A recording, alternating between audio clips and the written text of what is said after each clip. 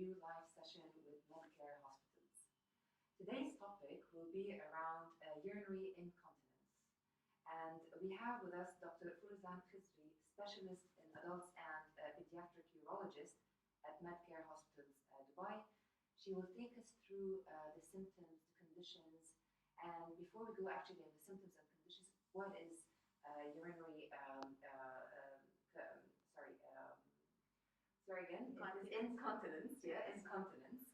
And what's the difference between when it happens to adult male, female, and actually kids as well?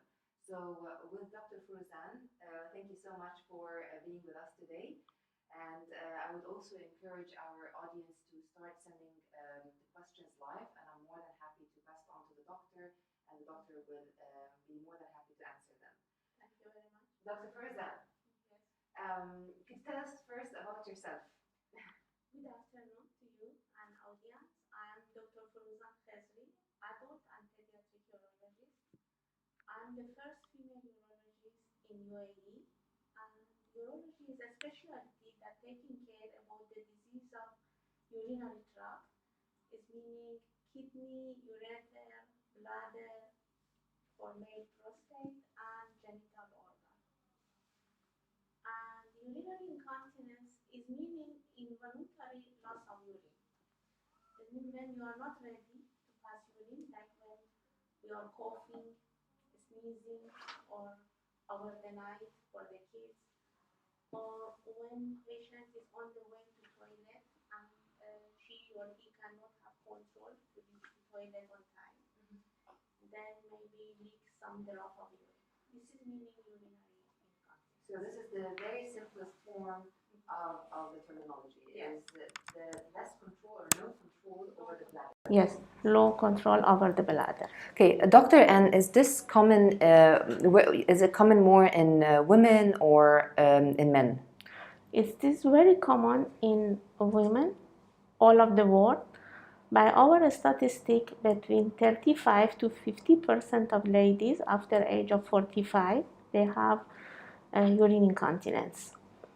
It is more common because of the number of delivery, life trauma, delivery trauma, if it is a very difficult delivery of how many kids they deliver, it's cesarean or normal delivery, about the ladies.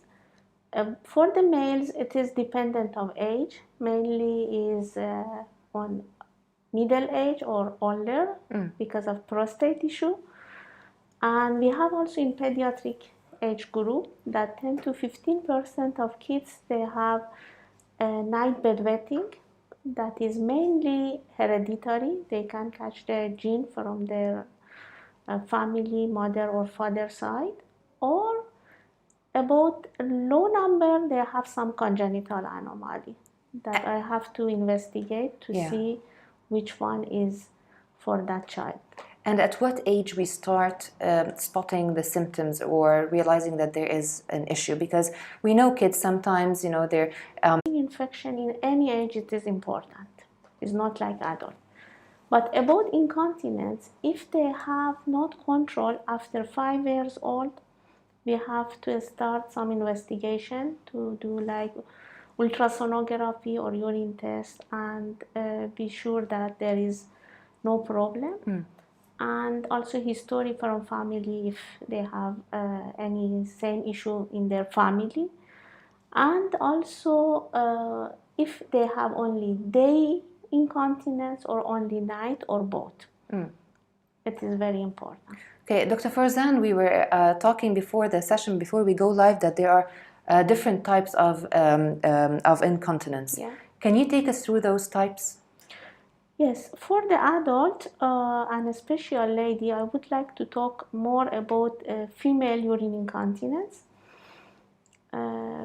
because I'm working a lot in this matter. Ladies, they have mainly stress incontinence or urge incontinence or overflow. Stress incontinence is meaning when they are laughing, coughing, sneezing, doing exercise and or jumping, they pass few or more drop of urine without control. This is a stress incontinence. But urge incontinence is meaning when a patient need to go to toilet, but on the way to toilet, maybe they are not at home, maybe they are in the traffic, they are on the mall or any place. On the way to toilet, they pass a few drop of urine or more, and they don't have control. Overflow incontinence mainly is happening for people who have some disease like diabetes, like MS, like any neurogenic problem.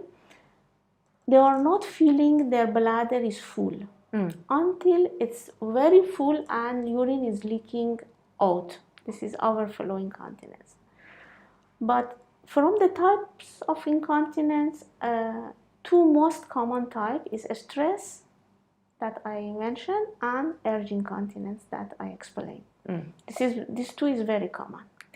Doctor, once we get those symptoms, where or how can we address it? Do we go immediately to our urologist, or we go to a gyno who can check the issue?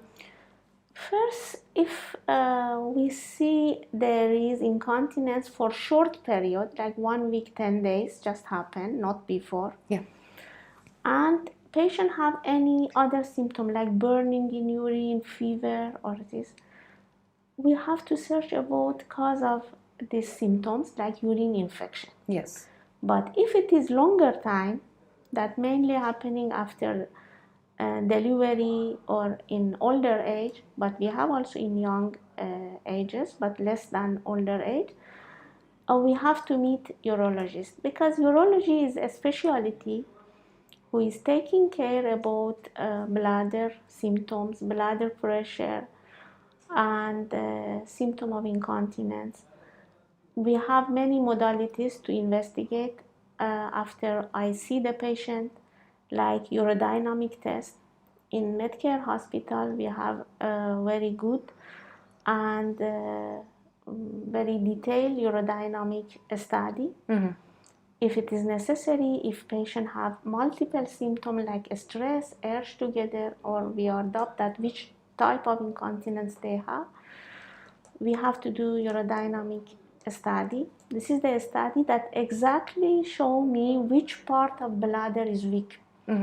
Because to have control of urine, all bladder, urethra, it is mean tube that we are passing urine, and muscle who is working here and nerves should be in harmony.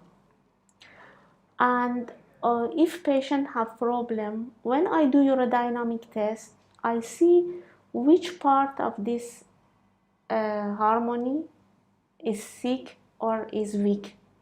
Then I target to that part to give treatment. And treatment is different, dependent how much severity of the symptoms. Exactly. So before we go to the treatment, what is a chronic symptom? So now we have minor symptoms and we have the chronic symptoms. Minor symptoms dependent how much it's happening, like per week or the frequency? per month. Yes. Like only one times when they are very full or they are sick, they are leaking, or every day they are leaking. That much that patient should use diaper, okay, and they cannot continue their normal life or social life. Unfortunately, most of lady till now, because especially we don't have many female urologists, and they are feeling not comfortable to comfortable talk going about to a this male doctor. Yes. They think it is normal to have incontinence in older age, but this is not normal. We can't treat them very nice. Treatment recently is very easy and simple. It's not big surgeries like before. We have non-invasive treatment. I can treat them even if they need procedure as OPD procedure in 10 to 15 minutes procedure, and same day patient can go home. And also, doctor, just before we go to the surgery part, the treatment with medication, what kind of medication they should go on to and the duration of it? Yes, we have several medicine, but first we have to see which kind of incontinence patient has. For example, for urge incontinence, we have medicine. Medicine can be helpful. But for stress incontinence, we don't have medicine. But is it a lifetime medication? Do they Yes, live? it is lifetime Okay. medication. It's a lifetime. If patients have very mild symptoms, sometimes exercise like Kegel exercise, or we have some special chair like physiotherapy chair that doing shock wave to the So with muscle. physiotherapy, you would recommend physiotherapy? Yes, but by my experience, because I have long years experience, 26 experience in this field, only in very, very mild type exercise can help. And this exercise is not 1 day or 1 month or 1 year. They have to do like every day this Kegel exercise. So it becomes a lifestyle, part yes, of their become lifestyle. Yeah. lifestyle. When I diagnose urge incontinence, first I try by medical treatment after exercise treatment. Medical treatment is good, but sometimes patients have side effect or they don't have complete response with medical treatment. Then I should go further to do With some surgery. non-invasive surgeries. And the non-invasive surgery, could you take us through the procedure, what the patient should expect when they are advised to do invasive surgery? Non-invasive surgeries I can do for urge incontinence, for stress incontinence, and sometimes with overflow and other type. First of all, I ask patient to do urodynamic test to be sure which kind of incontinence we have. Because only conversation not always trustable. Sometimes they cannot really explain to me which kind they have.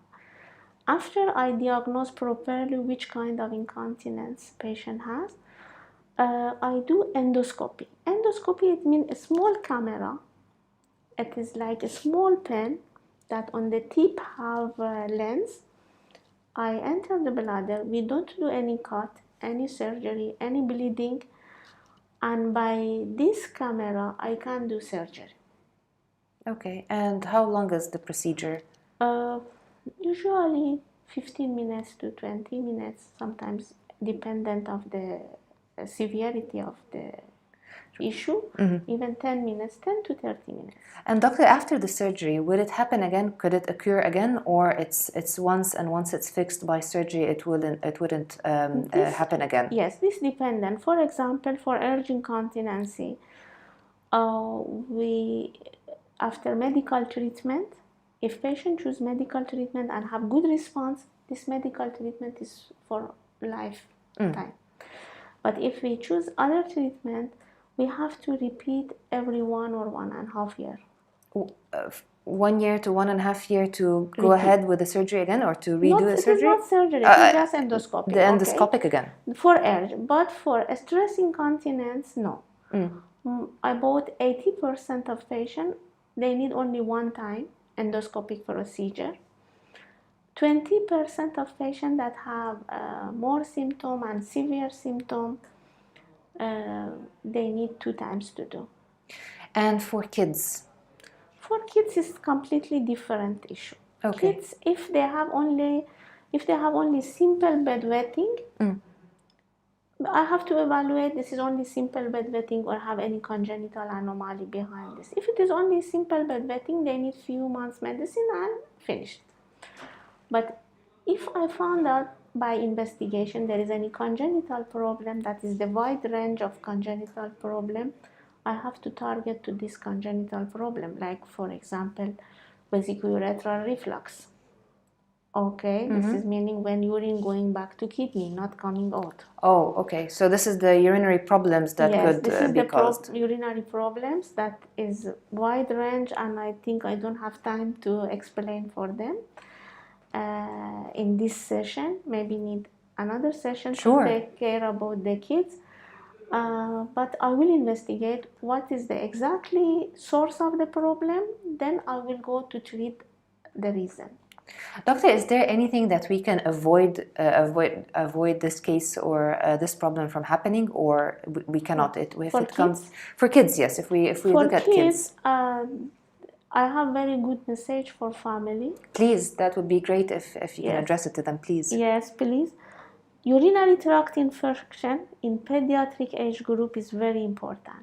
This is the first symptom of congenital anomalies in kids. Urinary tract infection for kids is not like adult that we give only antibiotic and send them home. We should be careful if it is repeating more than 2 times infection for kids. We have to meet pediatric urologist. We have to do further investigation just to be sure any congenital anomaly is behind this or not. Because if I diagnose on time, I can save the kidney. If I don't diagnose on time, maybe this child will lose the kidney, and this is very important organ. For sure.